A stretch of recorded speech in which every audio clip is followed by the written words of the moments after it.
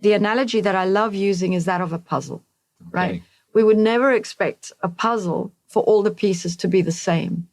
It wouldn't create a picture. So if we can accept that puzzle pieces, we want them to all look different, right?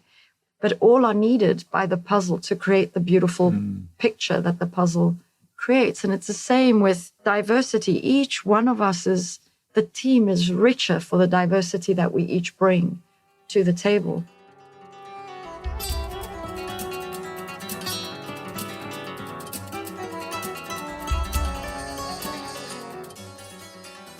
Welcome to the Cultural Agility Podcast, where we explore the stories of some of the most advanced intercultural practitioners from around the world to help you become culturally agile and succeed in today's culturally complex world.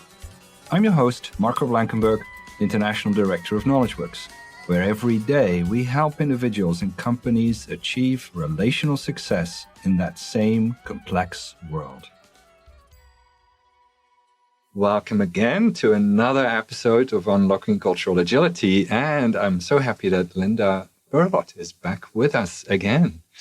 Actually, the very, very first podcast we recorded was us together. That's right. That's how we started. Indeed. So thank you for making the time, and it's always great to hear all the things that you're involved with. But also, I always have loved sharing our perspectives. We have come a long way together. But for our listeners, it would be really good if you can just do a brief introduction. Who's Linda Berlot? Then we'll dive straight into the subject for today. Absolutely, Marco. Thank you for inviting me back onto your podcast. We had so much fun last time talking about both relationships, teams, as well as intercultural agility. Both of these topics are close to our heart, I know. So I'm thrilled to be here with you again. So tell me a little bit more about Linda. How long do you have? So I am Italian. I have been living here in the Middle East, in Dubai specifically, for the last 20 years. I came here for 2. And heard that before. Right. It's now my home. I am passionate about many, many things: food, music, dancing. But more importantly, I love what we do. I am absolutely passionate about working with teams, and more specifically, multicultural teams, to help bring more connection and more peace to these teams, despite the diversity that lives between them. Now, we all know diversity is a gift, and very often in a multicultural team, this can create a lot of challenges. And I love working with these teams to help them find a different way forward. You said you're based in Dubai, but you don't just work in Dubai. Tell us a little bit more. Where does your work take you? That's right. My work takes me across the globe, really, from Mexico to Thailand and everything in between. Wow. Wow. It's an exciting, but sometimes maybe also challenging span of countries, span of time zones. Now, you already mentioned intercultural agility. We've had the privilege of applying that in our own unique ways, sometimes working together on projects. But how is intercultural agility making a difference? Maybe even for you as a person to start with, but also how does it make a difference in the work that you do? Marco, for me, cultural issues in groups have always lit up like string in front of me. I've always been able to see that when there is misunderstanding or people are not hearing each other or sometimes miscommunication, that partly could be who they are and also partly it could be cultural. So whenever I am traveling, I see these cultural differences between me and whoever I am surrounded by. That happened to me from a very young age, I guess, because we traveled extensively as a family and I've lived in so many different countries that I was always able to see that diversity piece and get very curious around that. But so almost it's become second nature for me personally to become interculturally agile. But I see how important it is in the world that we live in, right, where we're a globalized world. Most teams now are multicultural.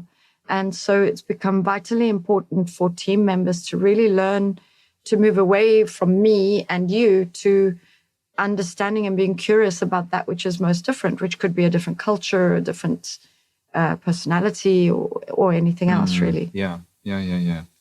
Now, today we were hoping to talk a little bit more about some contentious issues, potentially.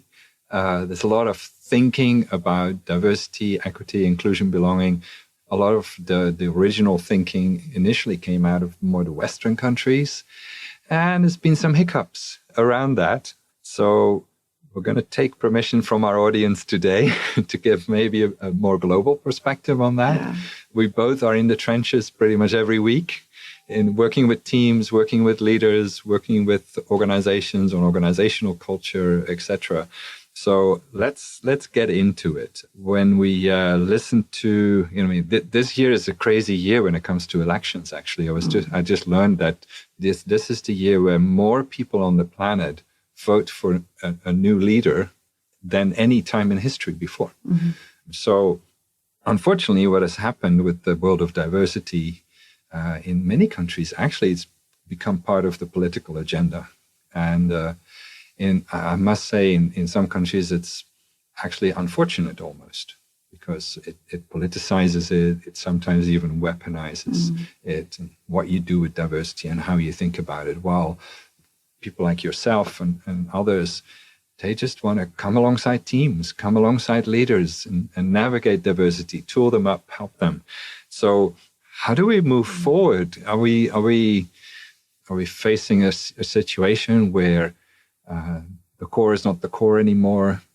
People start to lose track of why it was invented in the first place or why it was emphasized in the first place. So how do we deal with this?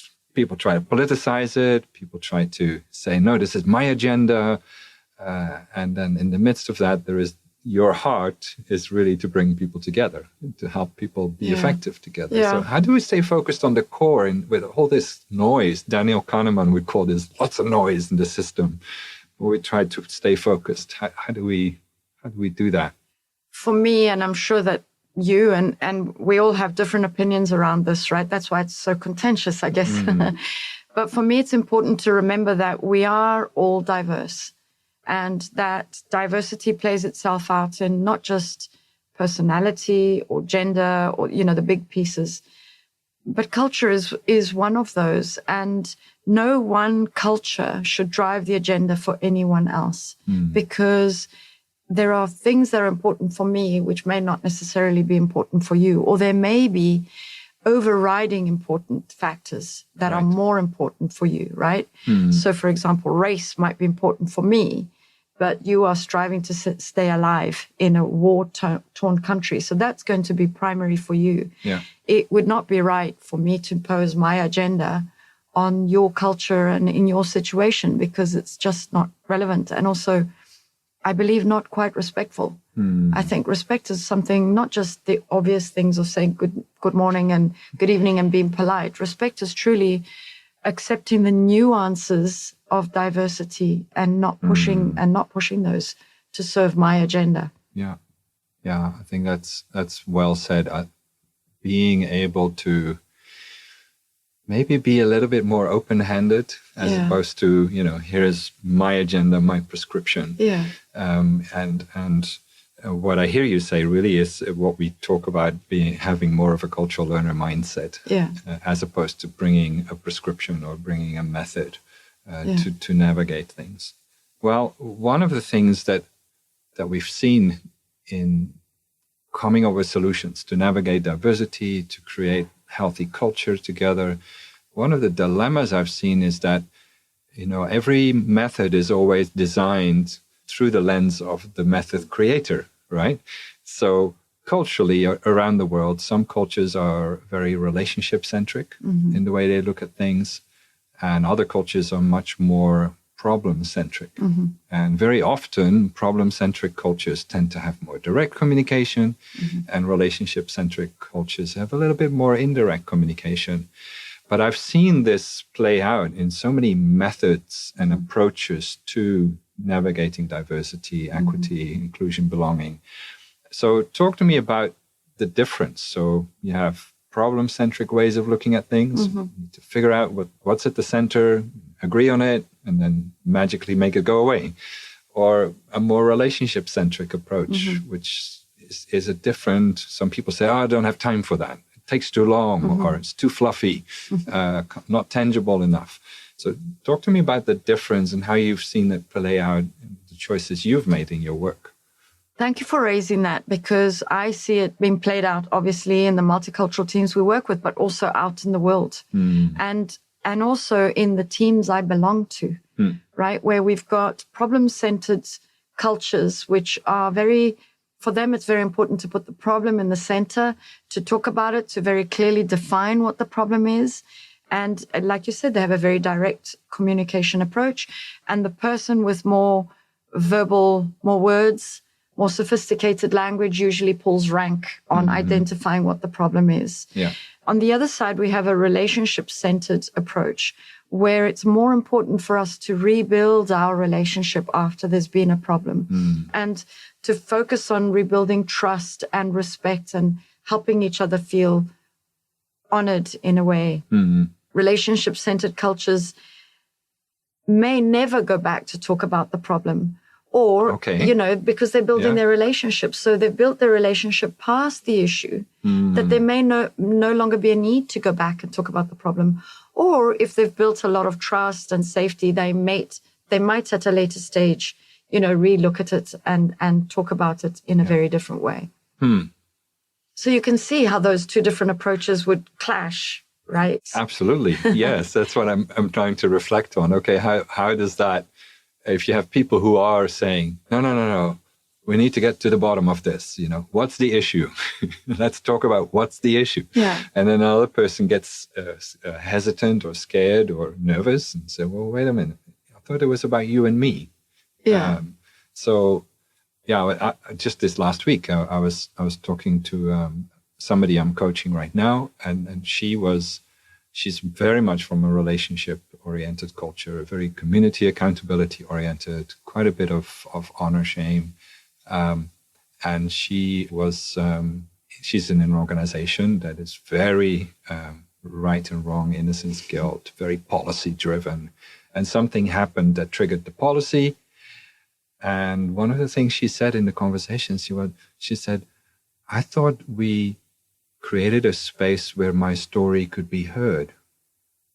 And she said the policy didn't allow me for my story to be heard. And now that I'm listening to you, I thought that's a classic example of problem-centric. Yeah. The policy kicks in, certain rules apply. Yeah. And she was saying, no, I want my story to be heard. I want to have a chance to have a conversation with people because relationships are important for me. Absolutely. And what you find is the more problem-centric, for them, it's very important that we do things right, that we follow the right path and we do things right. For relationship-centric cultures, it's important that we honor each other, respect each other, that we don't embarrass each other or anything like that.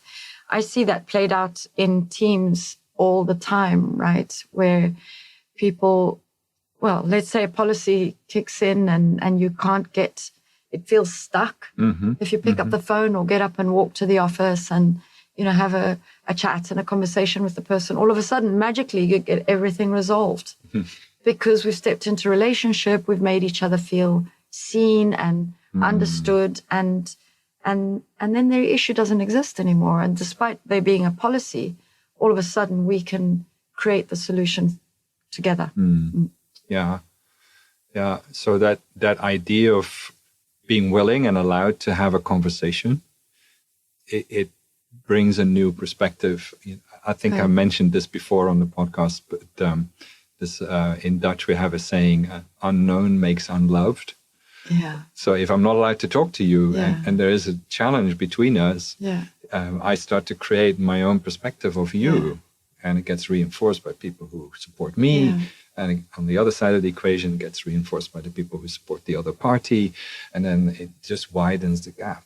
Absolutely. We make so much. It's fascinating how we do that as humans. And there are reasons, obviously, why we learned to do that. But we would make an assumption and have a perception about what's happening. And then, of course, if I'm looking at it through that lens, everything that I see or do confirms my original belief. Yeah. But I don't go out and check if that belief is indeed true or if it's just a story I'm making up. Yeah. And then what ends up happening is I treat you as if my belief is correct. You just briefly mentioned, seeing two people having a chance to chat, having a chance to hear each other's story, and then you said magically the problem goes away. But what actually happens if you take a more relationship-centric approach? Because I know in your work that's what you do. How does that shift? Even if on a multicultural team, you have lots of diversity in the room. Some people say, no, we first need to talk about the problem.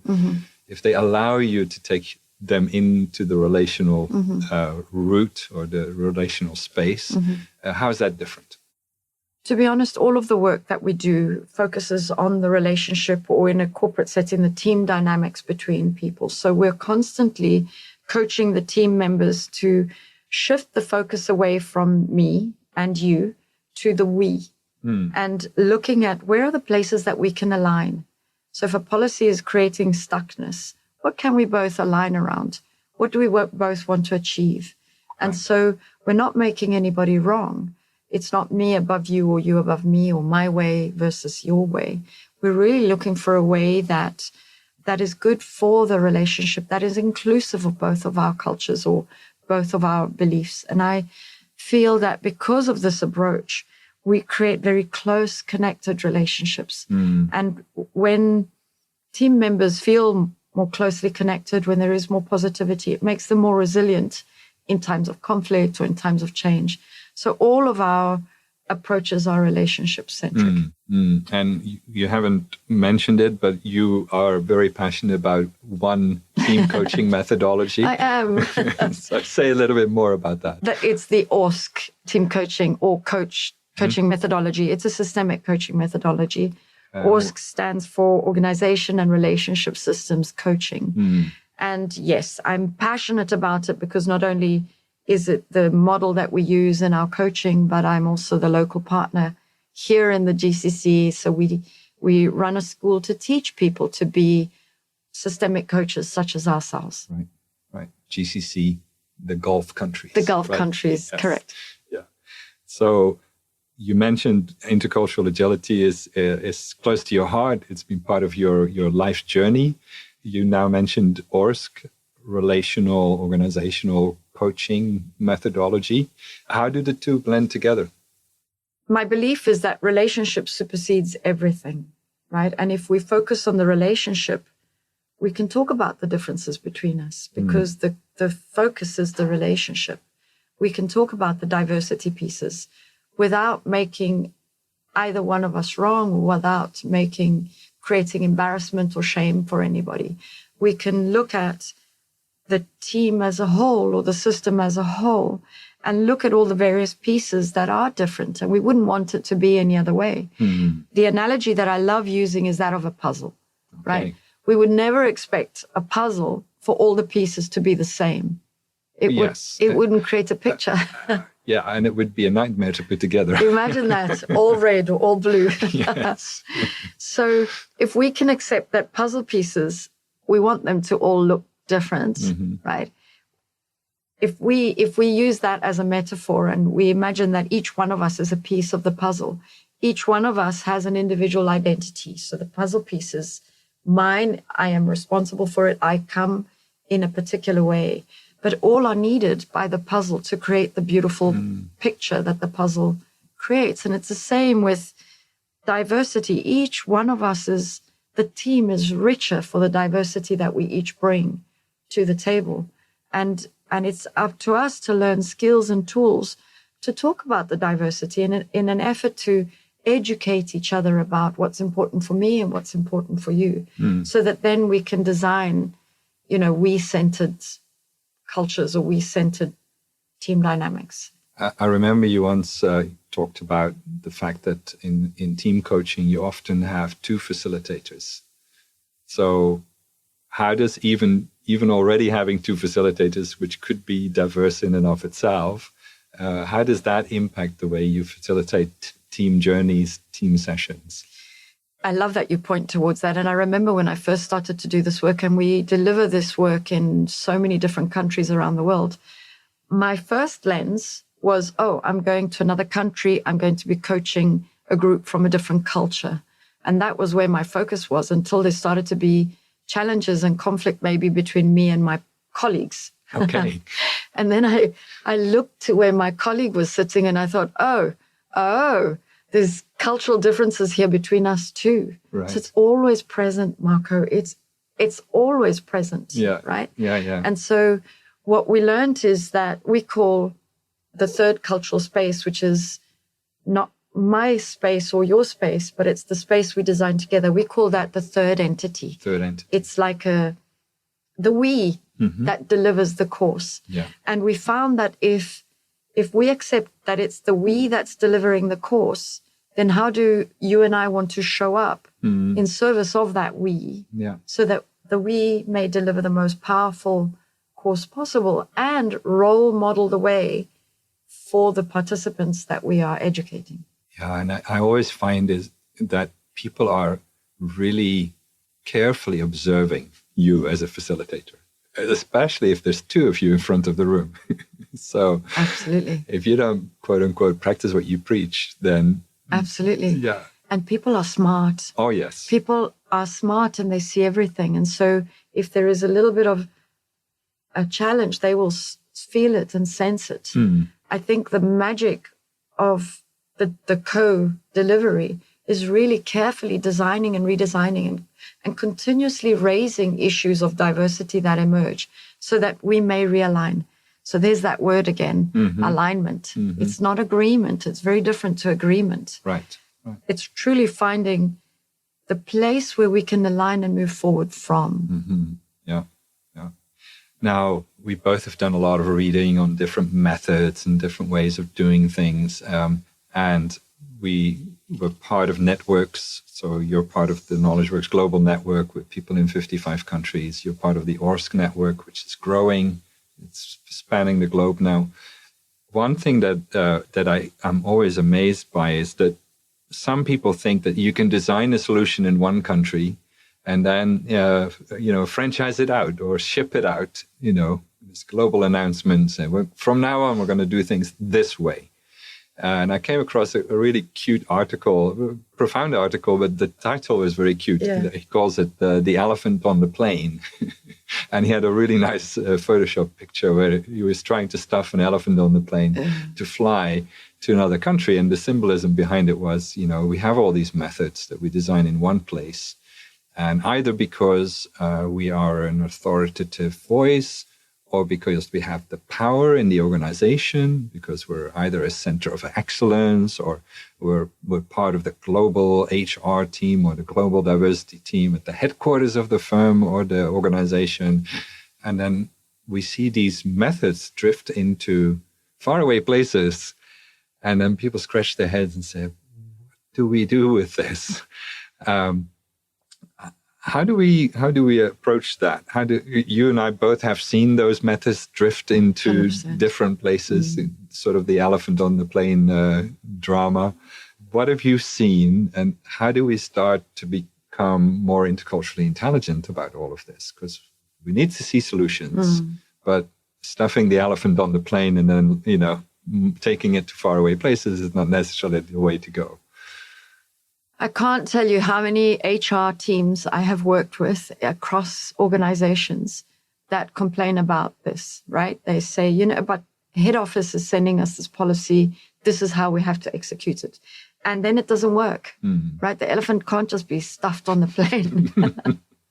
And I think, it's that go global, think local. And what that means for me is that align around the intention of the policy. What do you want to achieve?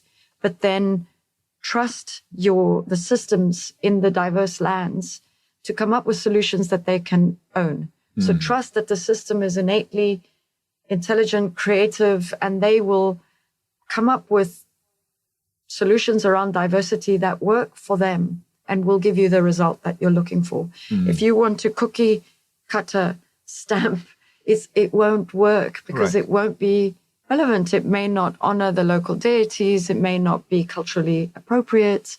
You would be missing a lot of perspective that the local teams have, right? So Does that mean we can't control everything? Yes. Does it mean we have to trust the local teams a lot more? Yes. Is that scary? Yes, I'm sure it is. Yeah. But it is the only way forward, in my belief. So you're raising a number of issues. One of them has to do with, you mentioned think global, act local, which is hard to do because especially if you look at it from a large global organization's perspective, you don't know, you can't control. It's very hard to police what happens locally. It's almost more comforting to design a method and say, okay, we've got it, Absolutely. A nice global communication strategy around it, and we push it out the door. That's almost easier to do than to start doing what you just suggested. It's scary. Do we have the talent locally? Can they actually come up with these localized solutions? How do you actually operationalize something like that? How does it work? I think the question I always ask is, how much money are you willing to throw away? Willing to throw away. Throw away. Okay. Because if you push what you believe is right and it doesn't work, how much will that cost you? Versus perhaps implementing a process which might be slower, because we may need to educate teams, empower teams, train up teams to think and be brave enough to speak up and provide solutions. So it might take a little longer, but in the end, teams themselves will come up with solutions that will work in their context. So how do we operationalize that? The best way for me is to ask the local teams what's needed, what's appropriate. I would say spend more time upfront asking more questions. Yeah. You mentioned earlier on, there might be a policy or there might be a desired objective that an organization sets. It could be to do with gender, it could be to do with other versions of diversity, it could be the way they recruit local talent, et cetera, et cetera. But you mentioned, there is the policy or the desired outcome, but there is the intent behind it. So it seems you're saying focus more on the intent than the how-to. And if the intent is clear, then figure out the how-to local. Is that the direction you want to go? I think so. So be clear on the what and the why, and then let them figure out the how. Right. Because you'll get your result. It might look different in different countries, but the outcome will be what you want. It almost sounds like if that's the way to go, then if you have a global organization point of view, they need to be more coach-oriented in the way they navigate, how things are globally done in different locations. Maybe more coaching skills for people who are at these global roles? I think so. So, the coaching and the education starts at the global perspective, right? Allowing them to understand that in a world with different cultures, the same solution might not work, and helping them, move away from what they believe to be right to being more curious, asking more questions, the ability to ask more questions and accept that different isn't wrong. It's just different. And if I hold that to be true, how do I challenge my own beliefs and then get curious about what's being said? That will allow me to trust more. But there might be more skills and education that's needed on the ground. Yeah. Absolutely. Yeah. We're talking about skills in education. Some of the people in our network have said, well, sometimes people want to do too much too fast. Either it's to do with the law. The law dictates that we need to have a percentage of certain types of diversity. So we need to hit that percentage as quickly as possible. Or there's been a legal fallout. Typically, it's related to racism, nasty stereotypes popping up, unconscious bias taking organizations into the wrong direction. So there's that trigger, and then they say, okay, now we need to do something about it, and we need to follow the directives from above, and then people push that out the door, and then it quite frequently has a negative impact. One of our facilitators he says he's often seen, and this was within the North American context, and he says often programs like that, the way they impact the participants is fight or freeze. And he says, we've been brainstorming about finding solutions. How do you get to a point where these programs become fun, the coaching journeys become fun, they are relevant in the local context, people walk away from them not with, their hairs up and emotions all over the place and say, I'm done with this and I'm frustrated about it. And how do you get back to really in the joy of exploring diversity, the joy of building culture together? How do you do it? I think it's really important to provide people with a positive experience, to move away from finger pointing and finding various groups wrong, because we're all right and we're also all wrong. In OSC, we have, everybody is right, partially. And the opposite of that is also true, right? Yeah. And so if we can create an environment which is fun, it's powerful, people feel like their voice is valued when they speak, they feel heard, they feel understood, and at the same time, they're learning to challenge their own mindsets, challenge their own perspectives. They get taught questioning techniques, or they get taught tools to really listen to each other, give each other feedback in a way that is respectful and not hurtful.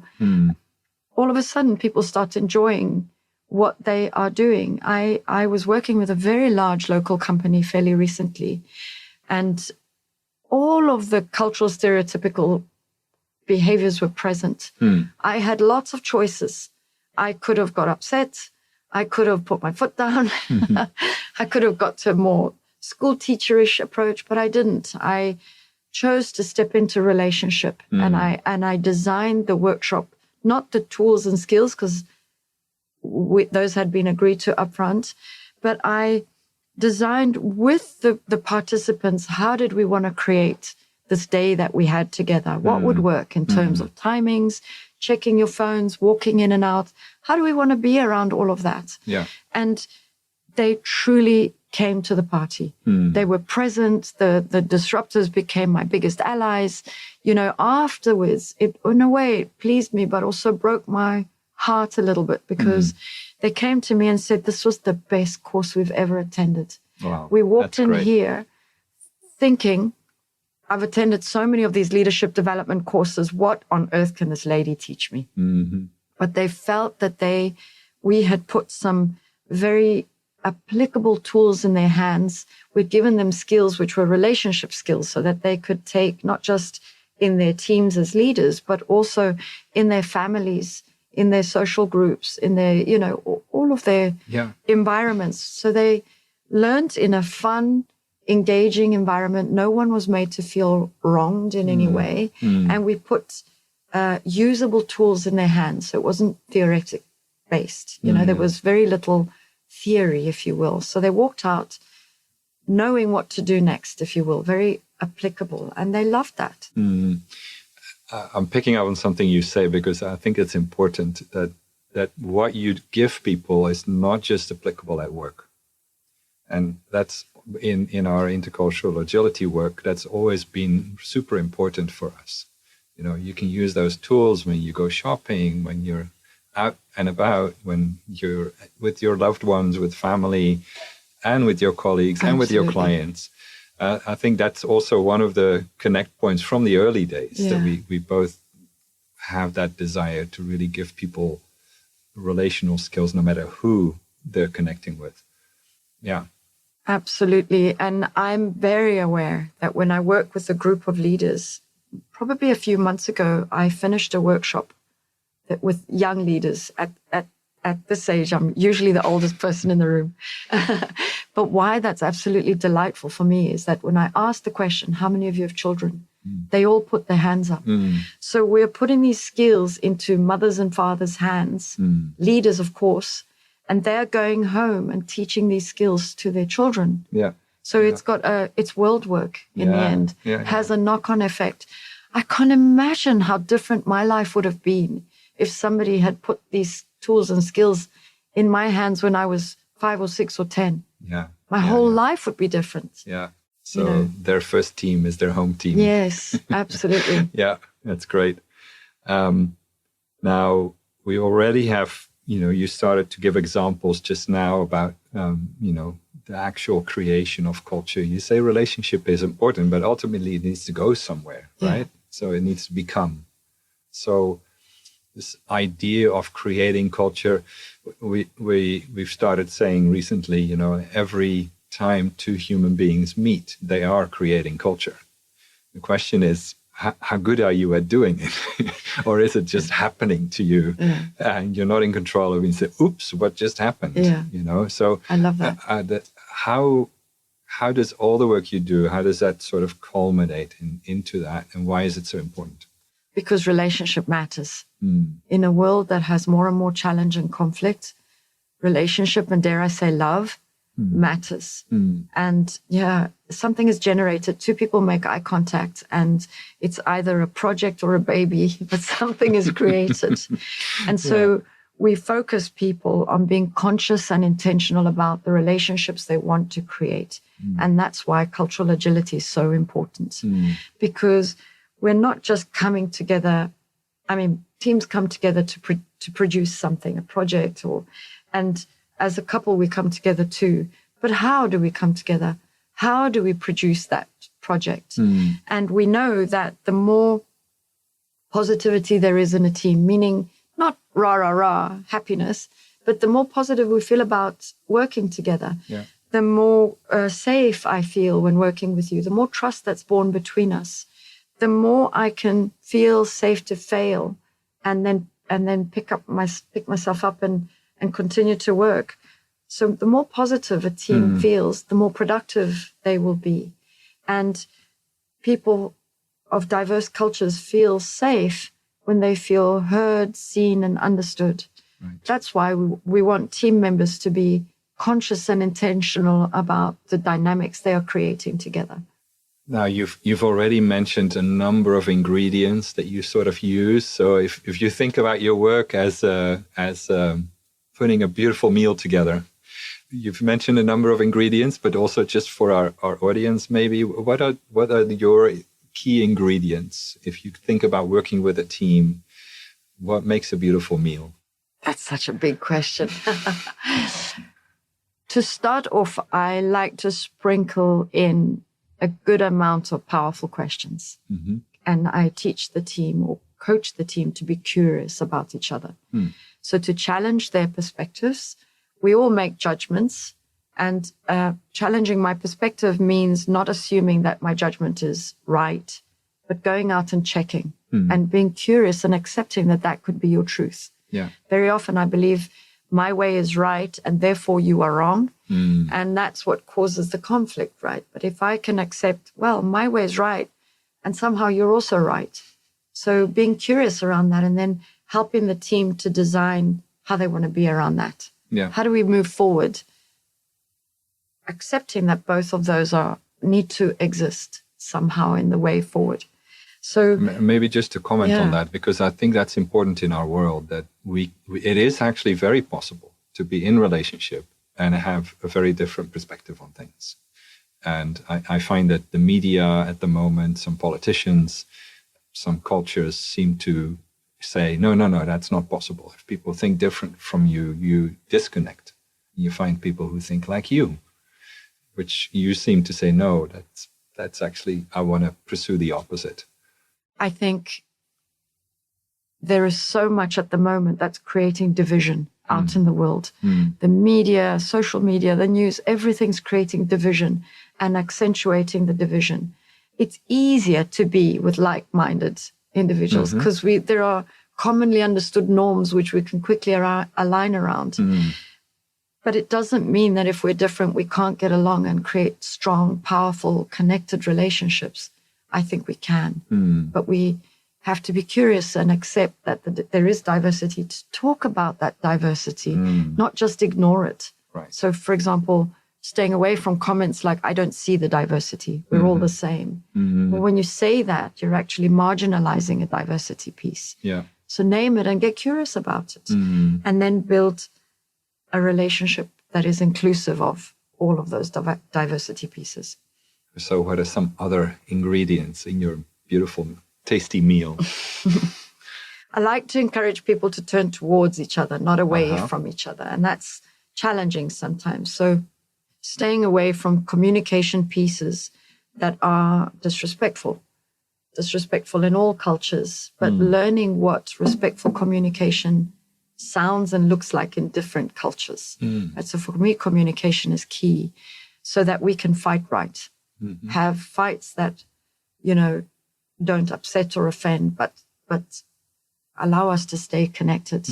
I was 40 when I learned that you can be angry with someone and fight and still be respectful. I didn't know that before. I thought fighting was all-out war, and it was important to win. And of course, you don't win at all, right? You just create division, and in the end, it deteriorates very fast when it becomes personal. Right. Right. So teaching team members to truly hear each other. This is also very, very key. And respecting what I'm hearing, even though I might hold a very different opinion. How do you work with leaders? Because I know leaders play a key role, but how do you allow them to be part of what you're trying to accomplish? Very important question. So often we get called to the table and the leader says, coach my team. They are the issue. So the first is an educational piece that you are part of the dynamic. Each one of you plays a very different role, but an integral role. It's that puzzle piece. So the leader must be in. And I start to work with the leader up front, role modeling how I would like for us to then be with the team as a whole. So designing with the leader, how do they want to be with me and me with them? How do we want to partner together? How do we want to work through our differences or our challenges? Probably my most challenging conversation was with a team leader. This one happened to be a man. He had a very strong work ethic, was very dominant, and felt very uncomfortable being vulnerable. Okay. And so there was a design piece around that. And he kept speaking over me and interrupting me. So I kind of had to meet him eye to eye and say, I'm driving this bus. And although he acknowledged that was a tough conversation to have, he was thankfully able to surrender to my leadership in that moment. And that was a great learning point for that leader, because that dynamic, well, there are parallel processes happening all the time. Right. So that dynamic was playing itself out with the team, except they had a lot more to lose by standing up to him. Right. So what happened between us now could be role modeled, and I could empower him to lead that piece in the team, because he needed that. And it gave the team members hope. They saw it happen in front of them. Right. And it gave the team leader a new platform to move forward in a different way. Yeah. The magic was that this leader was extraordinary, because they were really there to learn. And the vulnerability came through from the very beginning. And that allowed the team to be vulnerable. It allowed the team to see that person and not just the mask that they'd been wearing. And it was extremely powerful. They walked away. The engagement scores in the organization shot through the roof. Fantastic. Just because of that work that we did in that multicultural team, and brought the leaders as a leadership team much closer together. We alluded here and there in this conversation to the challenges of the world that we live in. When you think about your work and working with teams, working with leaders, working with organizations, what are some of the most important challenges that you would say, that's what people need to really pay attention to? Conflict. Okay. Fighting right is, for me, key across cultures. Fighting right for me means being passionate and unfiltered and respectful, and allowing all voices to be heard and valued. Everybody has a right to speak and be heard, and not dominating the conversation and believing that my way is the right way. Unfortunately, we don't live in a world with a lot of good examples. No. And you just have to listen to the news. Right. Yeah. I've become a little bit almost intolerant of what I hear in the news, and at the same time that drives me even more to do the work that we do, Marco, because I truly believe conflict is healthy. We don't want vanilla and we don't want cookie cutter of each other. It's so precious to be diverse. And the only way that we can work through the challenges between us is to have conflict. But if you view conflict as a doorway or a dream door to something different wanting to emerge, and we believe that, and we stay in the fight, but have a clean fight or fight right, we can create something different in the world. So learning to be okay with tension, conflict, difference of opinion, but also having the skills to find that door and walk through it together. Yeah. What else do you see in the world? What's important to pay attention to? For me, some of the news in the world makes me feel like there are impossible situations, right? Some of the news pieces that are emerging feel gridlocked. Right. And we know that if we try and resolve conflict at the level that it's playing out, we can't unlock that gridlock. It's too complex, too many people, too many parties involved, etc. That's right. Yeah. The key to resolving gridlock is to going back to how do I feel? What's emerging in me in terms of emotion and and then redreaming up that story, right? Redreaming up the story. If I rethink the story of what I'm feeling in a different way, the way I behave will be different.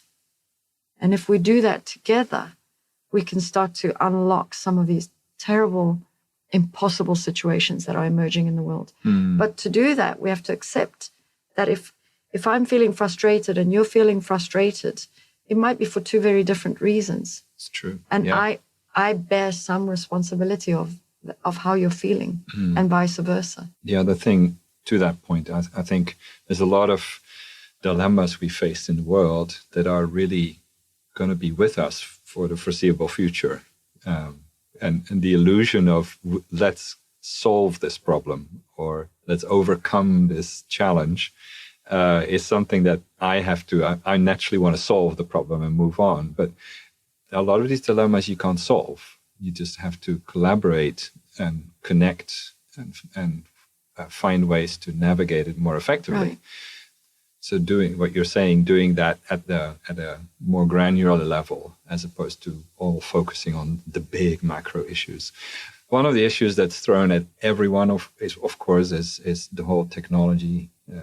Some people say Industrial Revolution 4.0 is already passé. 5.0 is already started, with AI taking incredible flight, sometimes uncontrolled.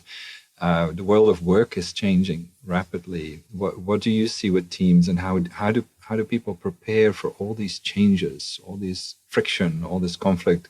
How do people prepare for that? How do you work with teams to? It's true, Marco. The leaders that we work with are complaining a lot about the pace of change and the type of change that's happening. As a Generation X, dare I say that, well, in our lifetime, how much change we've seen, and it feels like it's accelerating, right? So we've got so much change and so much diversity that we could never have dreamt of. So equipping leaders to navigate this is important. AI is emerging quickly, but one thing that machines cannot teach us is how to be human. So my belief is, and I guess that's one of the drivers why I'm driven to doing this quicker and quicker with larger and larger groups. Yeah. My belief is that AI can't teach us how to be in relationship, how to be human. It's the ability that we will have to stay human and connect at a relationship level, which is going to be more and more important. Learning skills to collaborate better and be creative and access our creativity, How do we have empathy for each other? Right. How do we really come from a place of love and one where I want to hear your point of view? where I can suspend my point of view and then champion your point of view. You know, one of my team members the other day laughed because they said to me, how did we get to this place where you had one point of view A, I had point of view B, and by the end of it, you were holding my point of view and I was holding yours. How did that swap? And I said, that is the crux of humanness, of conscious and intentional relationships where we bring love and empathy to the table. It's because I care about you and your point of view and vice versa that I want to find a way forward together. And I think machines can't take that away from us. Now, some people might say, well, that's all, it sounds really almost utopian. How does that allow us to be a more successful organization? So what have you seen? Because at the moment, we still have humans working in our organizations. It's the humans who have a very human experience that are getting the work done.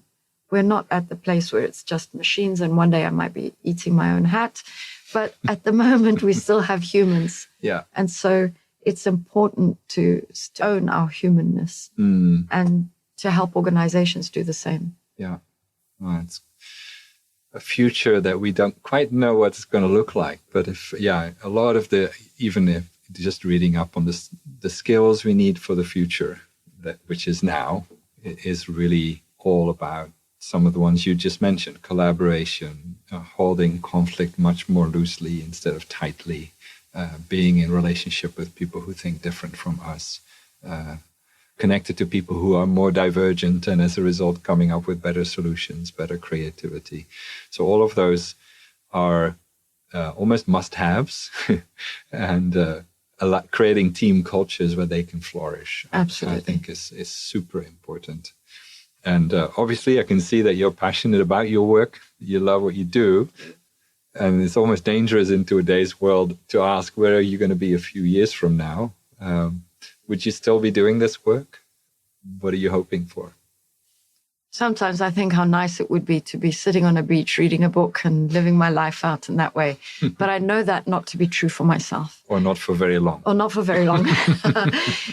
Especially because of what you've just said. For me, my work is not a job. It's almost like a vocation. I am driven to create more peace in the world, one team at a time. If I can help teams fight right or be in better relationship, then I will feel like my work is done. My work is valuable.